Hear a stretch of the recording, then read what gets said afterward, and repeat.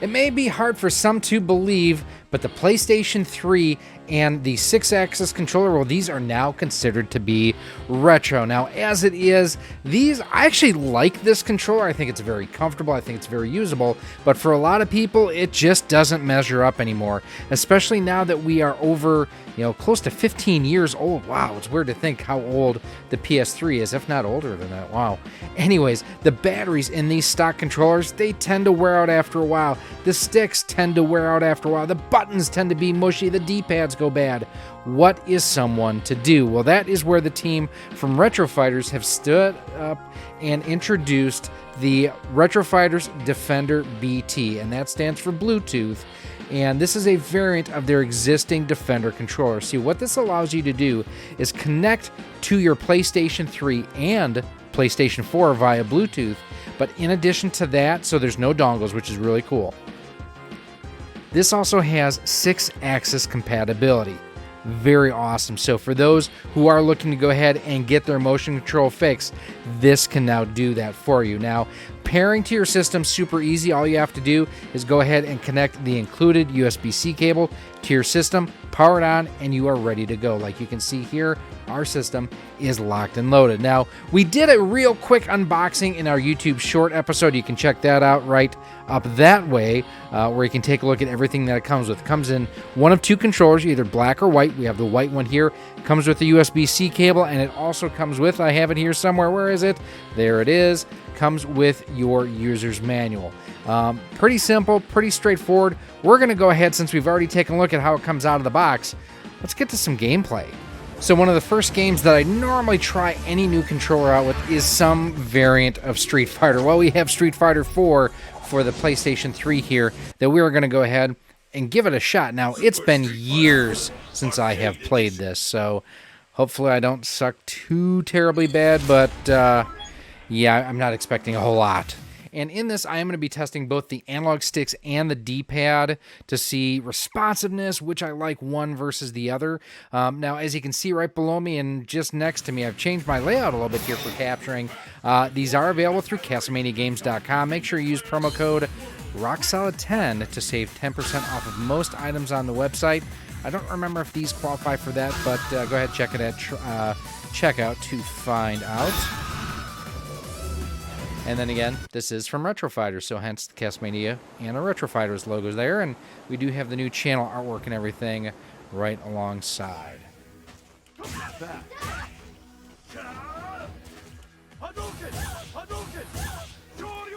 Able to pull off all the moves with the analog stick. That's, oh, nice combo. Look at that combo. Yeah, I dig that. Rumble is working fantastically. Got her.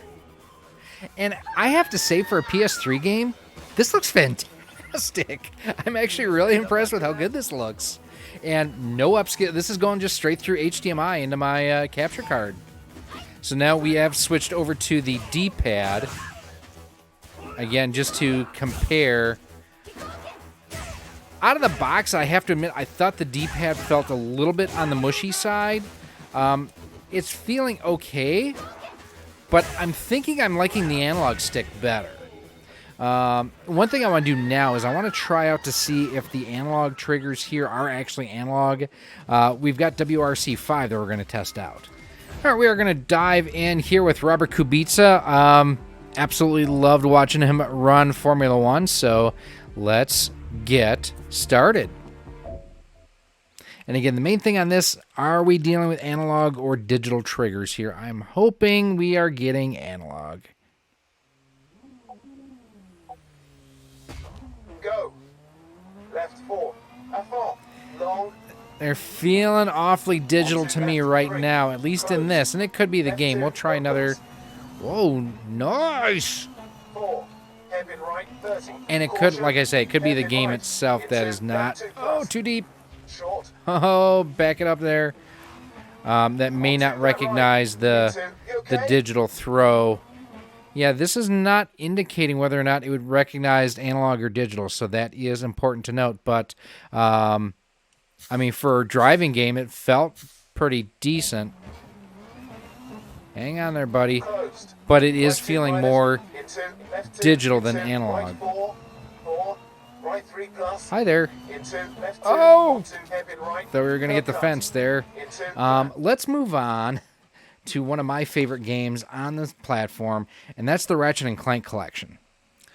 So it has clearly been a while since I have played this on my PS3. This save slot here is from December 20th, 2012. Oh, this one is from June of 2013, so we'll play the more recent one.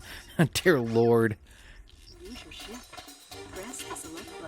Button presses again feel good. We've got some bolts there.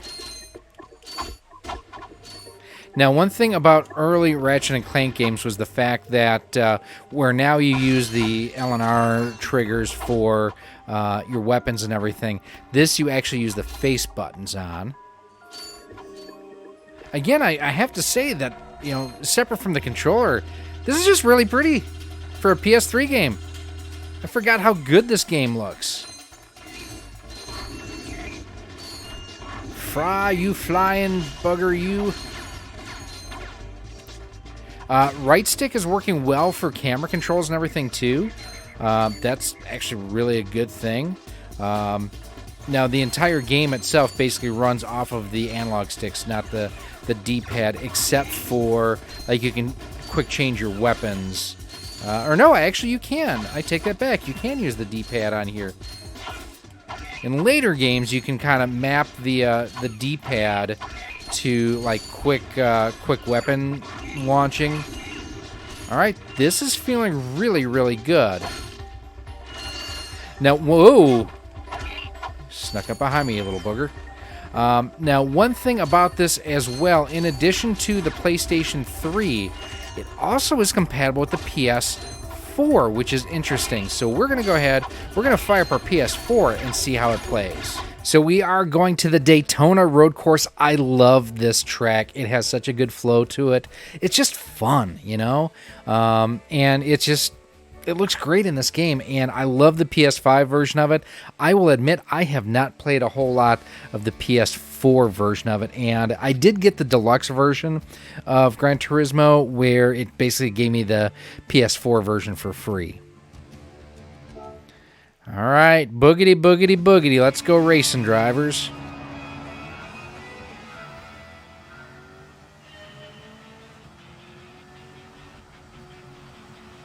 There you can see in the lower right-hand corner, just to the right of the 3 and the AT, that bar there, that's showing the analog nature of the L&R triggers. At least the R is there for the throttle. And then actually I just noticed on the left-hand side you have the brake. Got a decent run out of the International Horseshoe on the outside of the Corvette. We're going to do a quick breathe of the gas here. Ooh, had to jab the brakes. Hard on the binders down to the right-hander. Rumble is working fantastic on this. On the inside of a Ford Focus with a Corvette, there's another Focus Rally Sport in front of us.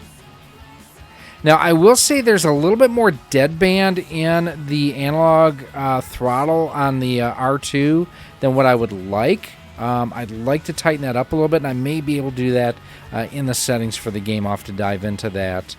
Man, that Rumble is really, really stout.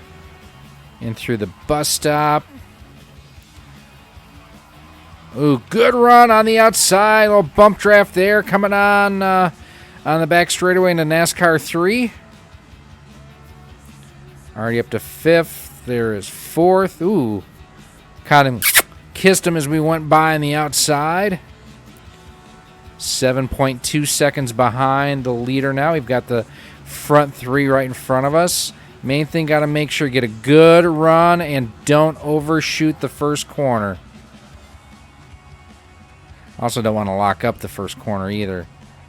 Ooh, almost turned in too early. I think I did turn in too early there. That kind of hurt me on the exit a little bit. So here's the thing. If you find yourself in any racing game, if you're pushing wide on the exit, back the corner up. And by that I mean get off the gas sooner, get on the brakes sooner, and then you can carry more roll speed. Like there, I know that it's going to push, so I get off the gas even though it doesn't have any indicator. Oh, on the inside of the Viper! Yes!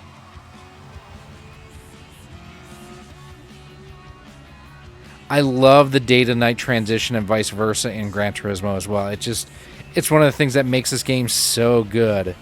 So now we're going to make sure we get off the gas. Going to coast a little bit before we get on the brakes. Ooh, got it way too hot there.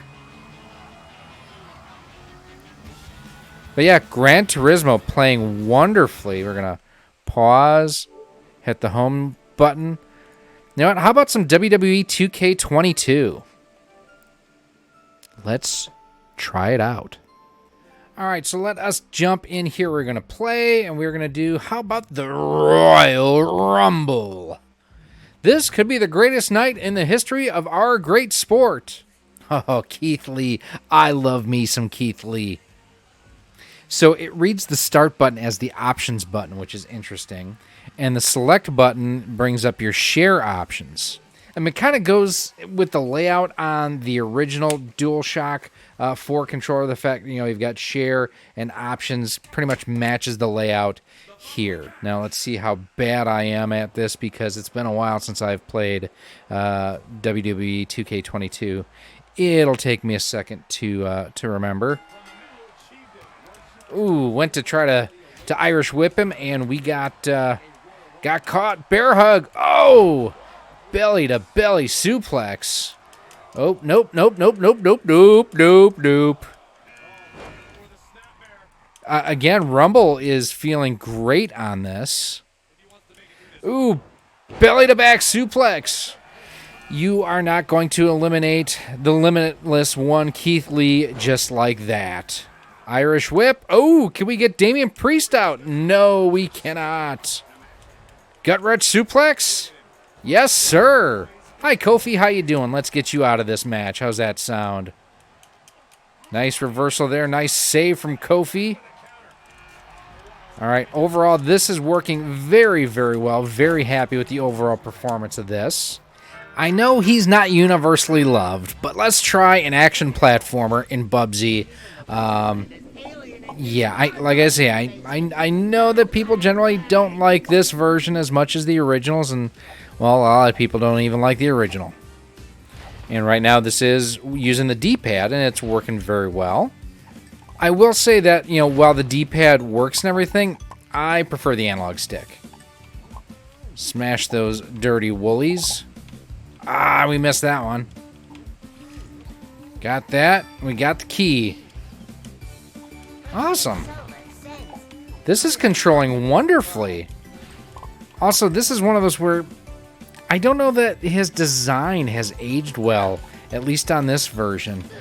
The nature of the game doesn't control great, but for what this is here, it's doing a decent job. So we're going to finish things off by seeing if I can't connect to my PS5 and play remotely. I think what I have in the disk drive right now is Miles Morales. So let's take a look. It launched. It's playing. Let's hit X to start. This is something I had actually just gotten into recently. I've had it pretty much since launch. I think I got it with my at launch for my PS5. Oh yeah!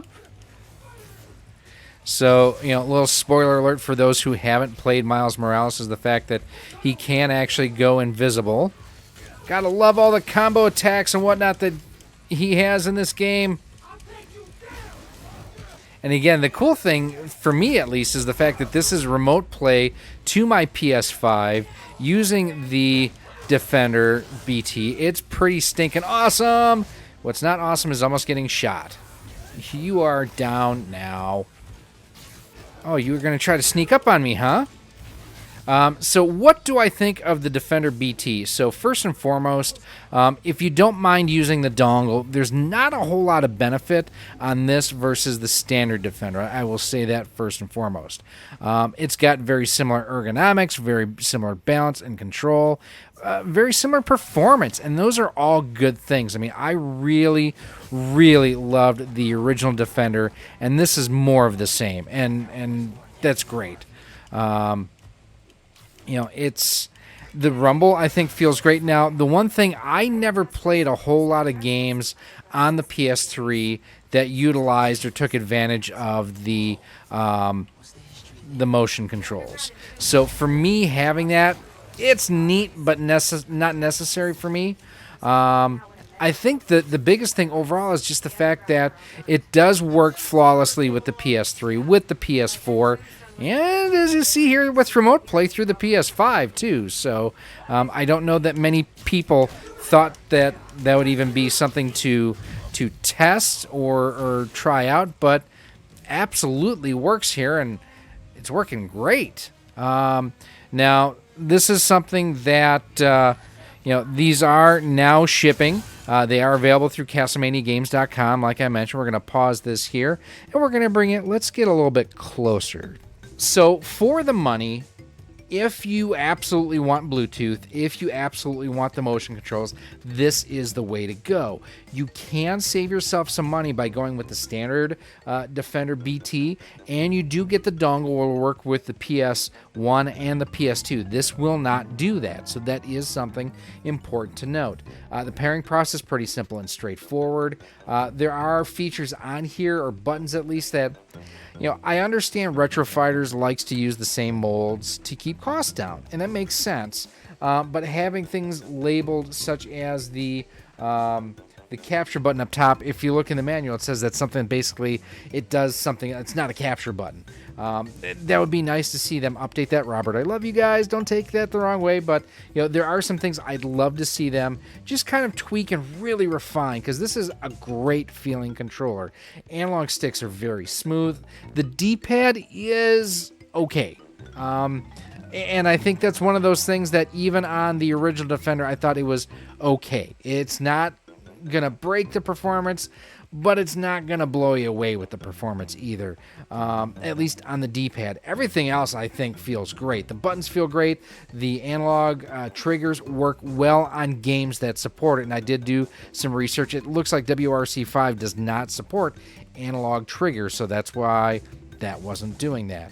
But overall, I am absolutely in love with this. I do wish that they had more colors on this, like having some of the color options that the standard Defender have would be really, really cool. And I would say down the road, one of the things I would like to see them do is do a wired version of this specifically for the PS1 and PS2. I think that would be really cool as well. Now, as I mentioned, make sure that you go ahead and check out CastlemaniaGames.com. I will have a link down below in a pinned comment where you can go ahead and check these out and pick these up. But overall, I mean, if you have this and you need a new controller, this should be at the top of your list. You know, old things about this that really don't make it great anymore is the fact it's mini USB. This is USB-C for charging, so that's a lot more convenient. Better battery life on this. These you can replace the batteries on. I've done it before, kind of a pain. Really, if you need to replace this, go with this. That's definitely the way to go. But speaking of way to go, make sure that you check out some of the other videos you're going to see popping up right here, that we have done other videos covering other Retro Fighters products, other unboxings and reviews. And do me a huge favor, hit that subscribe button. And until next time, we'll see you soon.